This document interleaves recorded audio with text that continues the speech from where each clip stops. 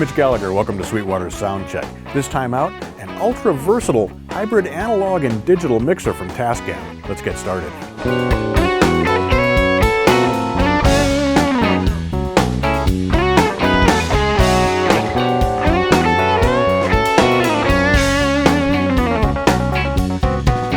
Today we're checking out the Model 24 from TASCAM. Now this is an analog mixing console that also has digital connectivity. You can use it as a straight-ahead analog mixing console for live applications or for recording applications, but it also has a USB interface so you can stream 24 channels into your computer and bring them back in for mixdown, or you can actually record onto an SD card internal here, so you don't even need a computer to do multi-track recording using the Model 24. We have Bluetooth connectivity for streaming audio through the console. We have onboard digital effects, 2 monitor sends, a subgroup, as well as a master out. So it's a very full-featured console. Let's take a tour of what's happening. The console we have here today is actually the same one that was used for recording what you heard at the opening of this video. That was Billy Baru playing a progressive rock version of Billie Jean.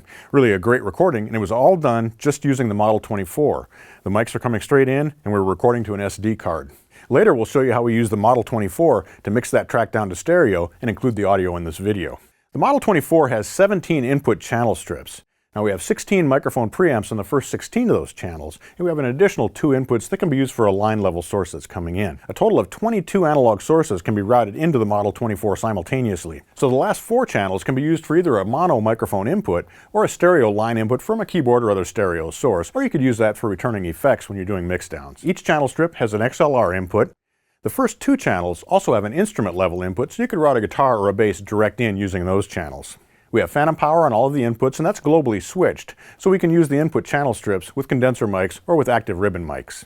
Following the input stage, each of the 16 input channels also has an analog compressor in the signal path. Now, this compressor occurs before the signal would be routed to the digital recorder, whether you're working on board with the SD card or routing out to a computer. The input stage on the input channels also has a low-cut filter for controlling rumble or low frequencies that you don't want to get into your recordings or your live mix. We have 3 sources for input on the Model 24 channel strips. The input can come from the actual analog inputs with a microphone or a line level signal or an instrument level signal on channels 1 and 2. You can also bring a track back from your computer for mixdown, or you can bring a track back off of the SD card that's located internally. We have a 3-band EQ with sweepable mids on each of the 3 input channels, 2 monitor sends, and an effects send. Now the Model 24 has built-in digital effects. There are 16 different effects types, and you can apply that to any of the input channels or during mixdown. Rounding things out, we have a pan control, we have a record switch for each channel strip, a mute switch for each channel strip. There's also a 100mm fader for controlling mixdown volume levels, and then we have routing switches at the bottom. You can send the signal to the main outputs, to the subgroup outputs, or you can do PFL for monitoring through headphones. The final channel strip, labeled 21 and 22 here on the console, can accept signal from a stereo RCA source, a stereo 1/8" jack, or we can stream Bluetooth in from a smartphone, an iPad, or a music player. On the master section, we have XLR outputs. We also have subgroup outputs, aux and monitor outputs, headphone outputs, control room out, and we have a 7-band graphic EQ that we can also apply to our mixes to tweak the final tonal quality as we're mixing down. The screen and the transport controls here in the center of the master section, or where you manage your songs, and where you do general housekeeping for the console, where you manage the SD card, and so on. This is also where you set up punch in and punch out using the foot switch jack here at the top of the master section. Below this, we have our effects section.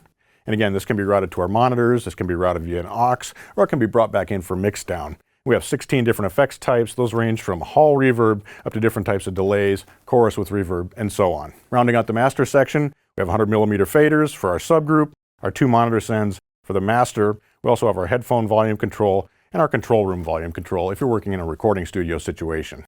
To show you the Model 24 in action, we're recording the band Billy Baru here live in our studios. We've got 2 guitar mics, a direct feed from the bass guitar, a stereo direct feed from our keyboards, and then we have 7 microphones on our drums. We also have a pair of stereo room mics, and we have a mono ribbon room mic as well. All 16 of those tracks are being recorded to an internal SD drive, and once we've finished with the session, we'll take the console into the studio, load the tracks into our DAW using the SD card, and then mix back down to the Model 24 so you can see how that process works.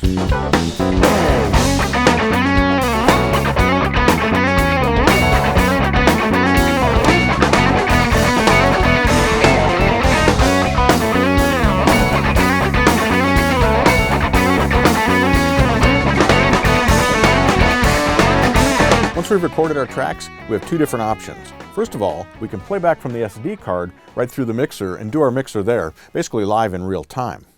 The other option, which I'm using here today, is I took the SD card back to my studio, loaded the tracks off the SD card into Pro Tools. Now we'll play back from Pro Tools, but still mix back through the Model 24, so we have that analog EQ, we have the onboard effects, and we can mix in real time using the faders. Let's check out how that works. So I've set up a session inside of Pro Tools, and I've imported the audio files into that session. So if we pop over to the audio screen, you can see I've got my individual tracks laid out here. When we go back to the mixer, what I've done is assign each of those tracks to a separate output that's feeding back into the Model 24. So for example, if we mute all the tracks here except the first one, we play back, just our kick drum is coming in here on this first fader. Now we have full EQ control, so I can boost the bottom end. We can bring up the top end. So we have complete control over that. We also have our 3 sends here. So I could, for example, send this into the, well, it'd probably make more sense to send the snare drum into the reverb. So what you're hearing there is the onboard reverb inside the Model 24. I've got it set to a small hall, and I'm using the aux send to send from that track right over through that effect and bring it back into my mix. Likewise, I've got all the other tracks arrayed here. So we have the kick inside, we've got the kick outside, we've got snare drum, 2 toms, stereo overheads, bass, stereo keys, 2 guitars, and then I have 2 sets of room microphones. So we can listen to those. This is a set of Audio Technicas. And this is a Royer SF24 ribbon mic. Now the other nice thing is that as we're recording using the SD card, the Model 24 is also capturing a stereo mix of what's happening inside the board. I've also brought that into my session here so we can listen to that. So if we want to have that just for a reference, it tells us basically what was happening during the session. But I've got that muted here, and let's go back and listen to our mix.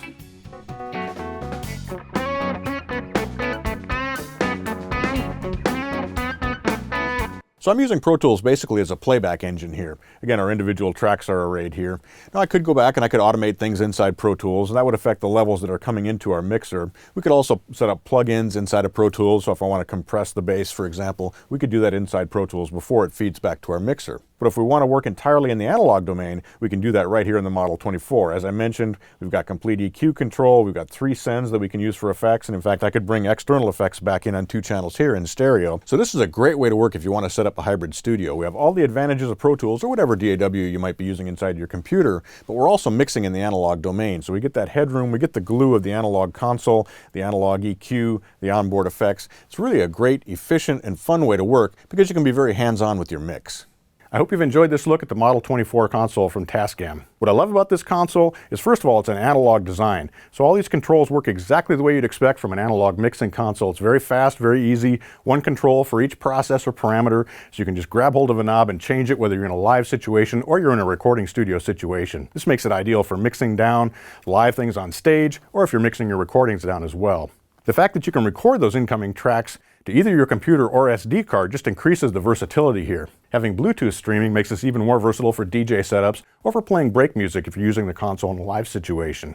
When it's time for mixdown, bring the tracks from your computer or the SD card back in and mix in the analog domain. You can route effects sends using the monitor and the aux send in that situation and bring them back into the stereo tracks. So you have a lot of flexibility, a lot of versatility here. This is a great centerpiece for a live rig and also a great centerpiece for a recording rig. You're definitely going to want to check this one out. Thanks for joining me for Sweetwater Soundcheck. I'm Mitch Gallagher.